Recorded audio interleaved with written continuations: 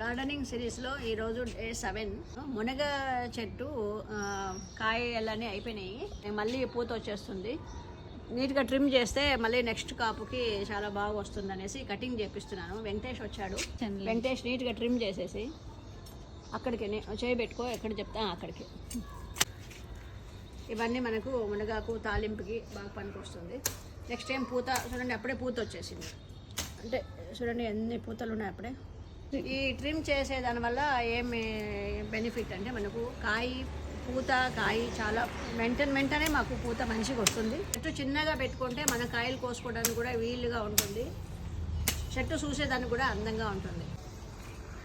ఈ చేతులు పెట్టుకోవాలి అక్కడ దాన్ని ఇంకా కిందకి అక్కడికి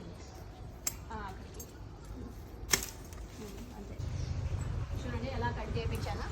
6 monthsకి ఒకసారి మనం ఇలా కట్ చేస్తూ ఉంటే మరీ ఎక్కువగా పెరగకుండా కాయ కూడా చాలా బాగా వస్తుంది. దీంట్లో ఇప్పుడు మనం ఈ ఆకులు మంచిగా తాలింపుకి పనికి వస్తుంది. మనకు ఆకులో మిగిలింది ఎండబెట్టి పౌడర్ రూపంలో కూడా మనం వాడుకోవచ్చు. చాలా బెనిఫిట్ ఉంటుంది మునగ చెట్టు వల్ల.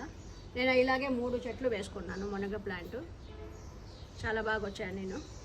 ఈ వీడియో మీకు యూస్ఫుల్ అయితే like, share and subscribe. Thank you.